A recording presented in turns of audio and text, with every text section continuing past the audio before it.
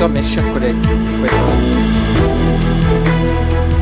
tous bienvenue pour cette deuxième audition de la journée qui va nous permettre d'entendre les représentants de la Cour des comptes et plus précisément de la troisième chambre qui couvre notamment le secteur de la culture et de la communication.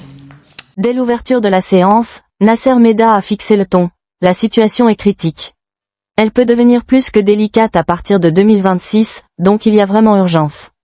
Accompagné de ses collègues, il a détaillé les conclusions des deux rapports, sur France TV et Radio France, soulignant l'absence de comptabilité analytique, un outil promis par Ernotte en 2015, 2020 et mai 2025 lors de ses renouvellements de mandat, mais jamais mis en œuvre. Sur les périodes contrôlées par la Cour, Radio France et France Télévisions ont connu des tensions de trésorerie. France Télévisions se trouve dans la situation la plus critique. Ses capitaux propres sont depuis 2021 inférieurs à la moitié du capital social, ce qui imposera d'ici 2026 une recapitalisation ou une réduction du capital social.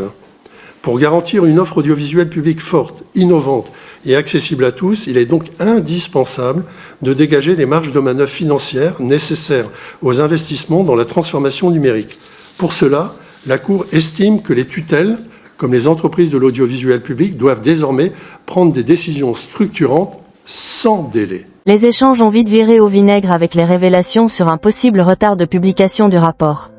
Initialement bouclé avant mai 2025, il n'a été rendu public qu'en septembre, soit après la reconduction d'Ernotte pour un troisième mandat par l'Arcom. Interrogé sur un mail de la direction de France TV demandant un report, Mehda s'est heurté à la règle d'anonymisation des travaux de la Cour, refusant de confirmer ou infirmer. On a le sentiment d'une impunité totale, a réagi la députée RN Caroline Parmentier, dénonçant une négligence qui profite à la direction. J'ai épluché étudié soigneusement votre rapport. Je constate par exemple qu'en 2020, l'année vraiment du Covid, où tout le monde était bouclé, où la France était quasiment à l'arrêt, où il n'y avait aucune forme de déplacement professionnel, je constate qu'en 2020, France Télévisions a dépensé 1,5 million d'euros de frais de réception et de cocktail.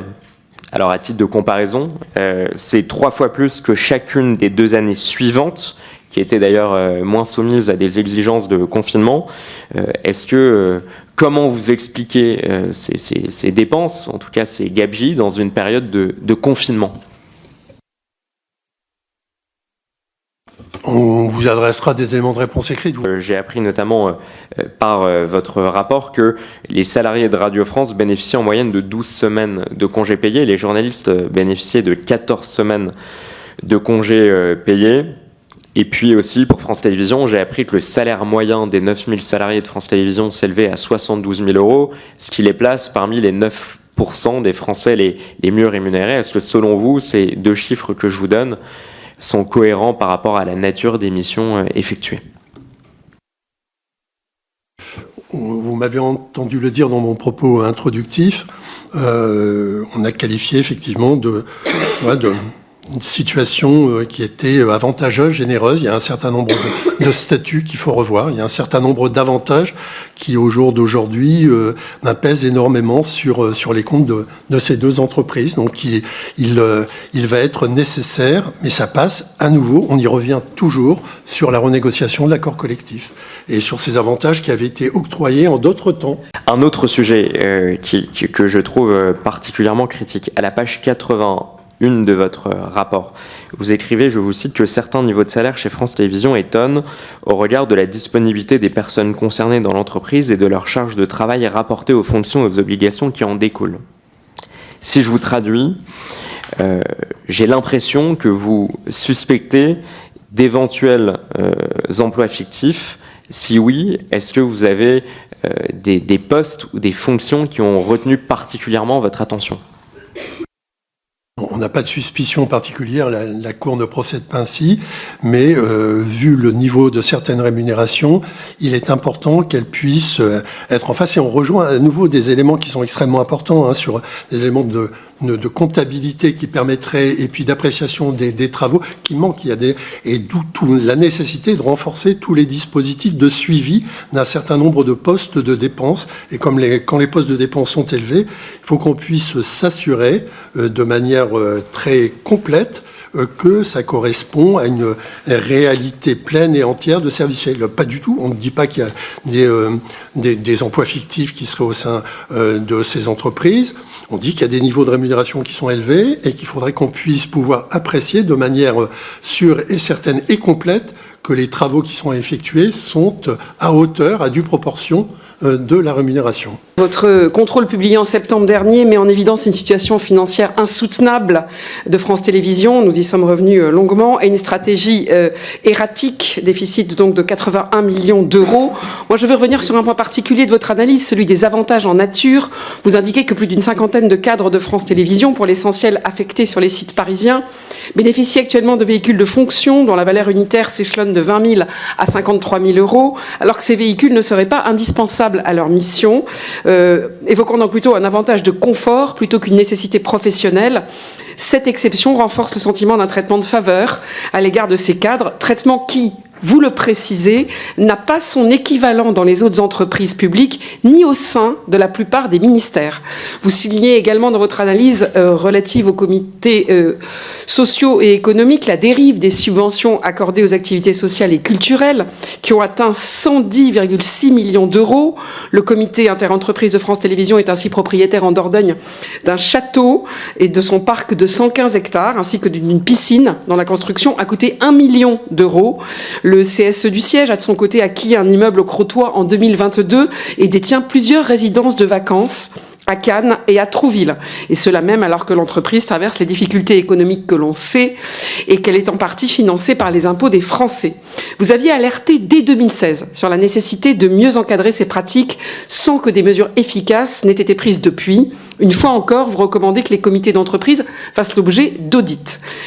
Comment expliquez-vous, de la part de France Télévisions, la persistance de telles pratiques dans la gestion, de si peu de réactions depuis des années, aussi tardives, malgré vos précédentes recommandations? Est-ce que vous pensez qu'il y a eu un sentiment politique d'être intouchable de la part de France Télévisions, un sentiment politique, et que ça a joué dans le fait de ne pas tenir compte de vos recommandations pendant des années? J'ajoute enfin que je suis étonnée lorsque vous dites, comme si finalement ça arrangeait tout, la situation irrégulière a été corrigée. Mais donc, elle a perduré pendant des années. Ces situations irrégulières ont perduré pendant des années, pas vues, pas pris. Est-ce que ça vous paraît normal de répondre ça aux Français qui sont choqués par cette gabegie? Je vous remercie. Mais je pense que vous saviez qu'on allait renouveler le PDG de France Télé à une certaine date, donc le 14 mai pour être précis. Pourquoi est-ce que vous n'avez pas avancé vos auditions, votre travail, pour être en phase, pour éclairer tout simplement l'Arcom dans sa décision? Enfin, voilà, ça me paraît une question de bon sens. Et puis, s'il me reste quelques secondes, est-ce que vous pensez qu'il y a suffisamment de rigueur dans les contrats passés avec les sociétés de production? Je mets de côté ce qui a été évoqué tout à l'heure, les conflits d'intérêts, mais est-ce qu'il y a suffisamment de rigueur avec ces sociétés, suffisamment de transparence et suspicion de porosité quand on a évoqué tout à l'heure ces nuits d'hôtel à Cannes? Et vous l'avez dit, Madame la députée, on a pu effectivement recenser toute une série, c'est pour ça qu'on a qualifié bien le cadre social de très avantageux, en tout cas particulièrement avantageux, et ça pouvait s'expliquer. Je reviens pas sur ce que j'ai dit tout à l'heure. C'était un autre contexte. Aujourd'hui, c'est plus possible. C'est la raison pour laquelle on a souhaité, et vous avez cité notre rapport de 2016. Il y a des recommandations qui auraient pu être immédiatement suivies d'effet. Elles l'ont pas été. On le regrette. Tous les ans, nous, on est amené avec notre suivi de recommandations de les réitérer. Et c'est pourquoi, quand on revient dans un cycle de contrôle, là, on dit les choses très fort. Et c'est là, on dit, on avait déjà fait cette recommandation d'être plus attentif à certains avantages, et surtout avec la contrainte budgétaire qui s'est accentuée au fil du temps. Et aujourd'hui, vu la situation financière qu'elles se retrouvent, ces deux entreprises publiques, ce n'est plus possible, ce n'est plus tenable. J'ai entendu le mot, vous le voyez souvent dans notre rapport sur la soutenabilité. Aujourd'hui, il y a vraiment une trajectoire financière à construire, à stabiliser. Là, il y a un vrai problème de soutenabilité. Si on veut maintenir un service public de l'audiovisuel, je réponds à monsieur le député, qui est important, pour lequel il y a des missions de service public, des missions de service public de proximité, il y a un cahier des charges, nous-mêmes, et ça passe par, il n'y a pas de contrat d'objectifs et de moyens. Comment se fait-il qu'il n'y a pas de contrat d'objectifs et de moyens? Les auditions se poursuivront jusqu'à mi-avril 2026, avec une cinquantaine d'intervenants, dont des journalistes comme Léa Salamé. La commission vise un rapport final d'ici l'été, potentiellement assorti de recommandations radicales, coupes budgétaires, audits indépendants ou réforme du financement public. Ernotte, reconduite malgré la tempête, défend une pérennité du service public, mais l'urgence martelée par la Cour pourrait précipiter un séisme. L'omerta des chaînes publiques sur cette enquête, quasi absente des antennes, n'arrange rien, renforçant les accusations de verrouillage. Monsieur le rapporteur, mes chers collègues, je vous souhaite à tous bienvenue pour cette deuxième audition de la journée qui va nous permettre d'entendre les représentants de la Cour des comptes.